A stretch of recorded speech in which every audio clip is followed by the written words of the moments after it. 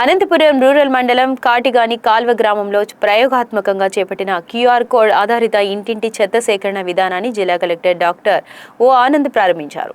స్వర్ణాంధ్ర స్వచ్ఛాంధ్ర కార్యక్రమంలో భాగంగా గ్రామంలో పారిశుద్ధ్య నిర్వహణను మరింత సమర్థవంతంగా అమలు చేసేందుకు పరస్పర ఫిర్యాదులకు తావు లేకుండా ప్రతి ఇంటికి 6 స్వల్ప వ్యయంతో కేటాయించిన క్యూఆర్ కోడ్ను క్లాప్ మిత్రుల స్కాన్ చేసి తడి పొడి చెత్త సేకరణ వివరాలను ఆన్లైన్లో నమోదు చేస్తారని ఆయన తెలిపారు. ఈ సందర్భంగా పాఠశాలను తనిఖీ చేసి మొక్కల నాటి కలెక్టర్ అనంతరం నిర్వహించిన ర్యాలీలో పాల్గొని గ్రామస్తులతో స్వచ్ఛ ప్రతిజ్ఞ చేయించారు. అందరికీ నమస్కారం. చాలా సంతోషం. ఈ యొక్క కార్యక్రమము అంటే స్వచ్ఛాంధ్ర స్వర్ణాంధ్ర భాగంగా ఒక గ్రామంలో మొదలు పెట్టడం జరిగింది. ఇప్పుడు డిప్యూ గారు చెప్పడం జరిగింది. మీరందరూ కూడా అంటే ప్రభుత్వ తరపు నుంచి ఒక కలెక్టరో లేదంటే డిపిఓనో ఎంపీడీఓనో అనుకుంటే మీ గ్రామంలో పరిశుభ్రత తెలుసుకోవడం అవ్వదు. దానికి ఎవరు ఆలోచించుకోవాలి? ఇక్కడ గ్రామస్తులు ఎవరైతే ఉన్నారో మీరందరూ కూడా దాంతోపాటు మన క్లాప్ మిత్రాలు ఎవరైతే ఉన్నారో వాళ్ళు మీరిద్దరూ కలిసి చేసినది అయితేనే ఈ యొక్క పరిశుభ్రత మీ గ్రామంలో మెయింటైన్ చేయడానికి అవుతుంది. ఇది కూడా నా ఐడియా ఏం కాదు.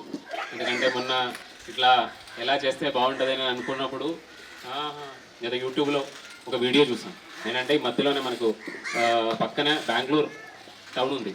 బెంగళూరు పక్కన ఒక చిన్న గ్రామంలో వీళ్ళు ఈ విధంగా క్యూఆర్ కోడ్లు పెట్టుకొని ప్రతి ఇంట్లో వెళ్ళి చెత్త ఇస్తున్నారా లేదన్నది చెక్ చేసుకోవడము, దాన్ని సక్రమంగా వాడడం కొద్దిగా ఆన్లైన్లో చూసాం. దాని తర్వాత ఏమైందంటే డిపిఓ గారు ఆ గ్రామానికి వెళ్ళి కర్ణాటకలో చదివి దానిలో ఎక్కడ జరుగుతున్నాయి ఏ విధంగా జరుగుతున్నాయి అనేది నేను నేర్చుకున్న తర్వాత ఇక్కడికి వచ్చి అది మనం కాపీ చేసుకున్నాం. అంటే ఎక్కడ మంచి చేసినా మనం దాన్ని కాపీ చేయడానికి ఎటువంటి ఇబ్బంది ఉండాల్సిన అవసరం లేదు. మనం బాగా జరుగుతాయంటే ఖచ్చితంగా కాపీ చేసి కూడా చేసుకోవచ్చు. సో దీనికి మేజర్గా ఎందుకు చేస్తున్నామంటే ఏ ఒక్క గ్రామంలో మనం వెళ్ళి గ్రామ సభలు పెట్టినా 2 గ్రూపుతో మనం మాట్లాడుకుంటాం. ఒకటి ఆ గ్రామ ప్రజలతో మాట్లాడుకుంటాము, అదేవిధంగా మన సిబ్బందులతో మాట్లాడుకుంటాము. సో దానికి తెలియాలంటే అంటే అది అందరికీ కామన్గా ఎటువంటి తప్పులు లేకుండా తెలియాలంటే దానికి ఒక అకౌంటబిలిటీ ఉండాలి. అకౌంటబిలిటీ అంటే మీరు చెత్త ఇచ్చినది మన వాళ్ళు ఒక రెసిప్ట్ టైప్లో అంటే తీసుకొచ్చి ఉన్నారు అంటే తీసుకున్నారు అన్నది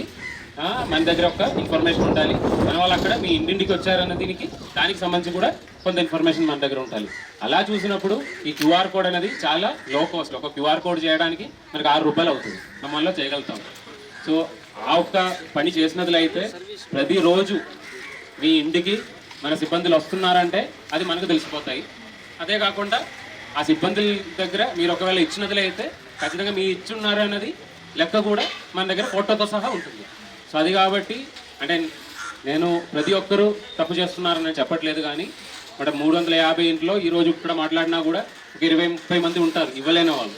అంటే రకరకాల రీజన్స్ ఉండొచ్చు, అది కాదన్నట్లేదు. 20 మందిని మనము ఐఈసీ క్యాంపెయిన్స్ ద్వారా రకరకాల సార్లు అంటే ఒక 5-10 సార్లు చెప్పి ఈ పరిశుభ్రత సంబంధించి ఇంపార్టెన్స్ అంటే ఎందుకు ఇది మీరు ఇవ్వాలి అన్నది ఆ విషయం మీద అవగాహన కల్పించినది అయితేనే మార్పు జరగడానికి ఛాన్స్ ఉంటుంది. సో అప్పు చేసినప్పుడు ఒక 20 మంది ఇవ్వలేకపోతున్నారు, వాళ్ళతో మాట్లాడడానికి అవకాశం దొరుకుతుంటాయి. ఆ ఇన్ఫర్మేషన్ సంబంధించి ఆ ఒక వివరాలన్నీ కూడా మన దగ్గర ఉంటాయి కాబట్టి ఆ వివరాలతోనే ప్రతి ఒక్కరితో మాట్లాడడానికి అవుతుంది. గ్రామస్తుల దగ్గర కూడా మార్పులు తీసుకురావడానికి అవుతుంది. ఒకవేళ